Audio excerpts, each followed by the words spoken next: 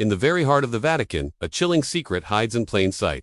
Ancient stones whisper tales you were never meant to hear, and a familiar fresco in the Papal Palace reveals a truly horrifying, hidden truth. Look closer at Lucas Signorelli's The Resurrection of the Flesh. At first glance it might seem like a holy resurrection, a scene of salvation, but it's not. It shows a nightmare scene straight from the depths of hell. The dead aren't rising to glory. They're clawing their way out of their graves. Their bodies twist like demons crawling from the abyss. This isn't heaven's glory. It's a vision of damnation, painted right on the walls of the Pope's own residence. It's a grim warning of the secrets held within this ancient city-state. Perhaps the most famous secret keeper is the Vatican's secret archives. The name alone inspires countless conspiracy theories, with many believing they hold documents that could rewrite history as we know it. But the truth is a little less dramatic. The Latin word secretum didn't mean secret in the modern sense, but private. These were simply the personal, internal records of the popes, their correspondence, and official decrees. Yet, access remained strictly limited to a select group of qualified scholars. If you laid out its shelves, they would stretch 4 kilometers, holding letters, decrees, and ancient papal bulls. Time has made these relics incredibly fragile. Some documents are so delicate they could crumble to dust at the slightest touch. This fragility only deepens the mystery. What truths lie hidden in the sections that are still completely closed to everyone? Deep beneath the magnificent St. Peter's Basilica lies something even more startling, a complete buried city of the dead. This is the Vatican necropolis, a sprawling world of tombs. Ancient Roman laws forbade burying the dead within the city limits, so vast cemeteries grew just outside the walls, on Vatican Hill. When Emperor Constantine built his original basilica in the 4th century, he built it right over this very graveyard, which was thought to hold the tomb of St. Peter himself. For centuries, the rest of the necropolis was buried and completely forgotten. It wasn't until excavations in the 20th century that this lost world was unearthed. Archaeologists found streets and multi-story mausoleums, an entire city designed for the dead. Some crypts were richly decorated with incredible mosaics and frescoes, frozen in time. Entire layers of history, pagan and early Christian, rest directly beneath the floor of the holiest church in Christendom. From the outside, the Vatican appears to be an impenetrable fortress. But history has proven otherwise, and popes have needed to flee from invading armies. For this, they had a secret escape route, the Passetto di Borgo. This fortified 800-meter-long corridor connects the Vatican City directly to the nearby Castel Sant'Angelo. It was the ultimate escape route, a lifeline in times of crisis. The idea of a pope needing a secret escape path is ominous in itself. In 1494, Pope Alexander VI used it to escape the invading army of Charles VIII of France. But its most famous use was in 1527. During the sack of Rome, the Passetto saved Pope Clement VII and his Swiss guard from certain capture and death. The walls of this narrow passage still seem to hold the scars of old, desperate battles. Walking through it, the very air feels thick with centuries of anxiety and fear. It makes you wonder, does a modern, secret escape plan exist for the Pope today? The topic of exorcism inspires both terror and deep skepticism, but the Vatican treats the demonic with the utmost seriousness. The Catholic Church officially believes that evil spirits can possess a human soul, and over the centuries, thousands of official exorcisms have been performed by priests.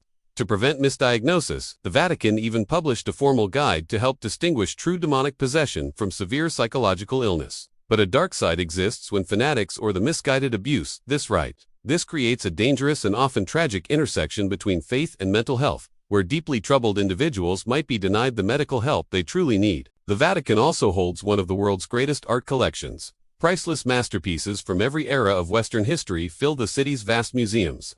The popes believed that art could be a powerful bridge to the divine, a way to tell the stories of faith to everyone, literate or not. The collection holds legendary works by Michelangelo, Raphael, and Leonardo da Vinci. But the Church's patronage didn't stop in the Renaissance. It also actively supports modern and contemporary artists, believing that faith can coexist and be expressed through many different forms of art. However, this raises a persistent and difficult question. Should a religious institution, one founded on principles of charity and humility, own such immense and incalculable material wealth?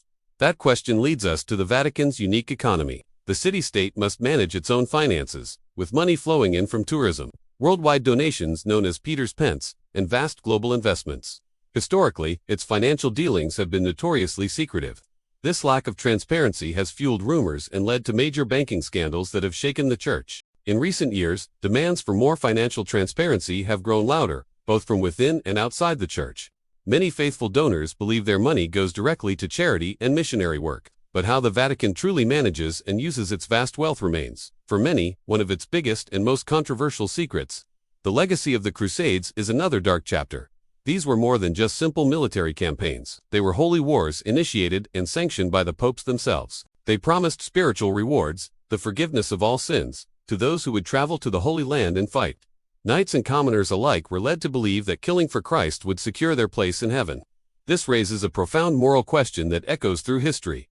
Should a religious leader, a figure of peace, ever sanction such massive and brutal bloodshed? The Vatican's role in wartime has always been one of its most deeply controversial aspects. Within that history, few groups are as legendary as the Knights Templar. They began as a humble order of monks, dedicated to protecting Christian pilgrims in the Holy Land. But over 2 centuries, they grew into a powerful and extremely wealthy international military and financial order. Eventually, European kings, especially King Philip IV of France, began to fear their influence and covet their wealth.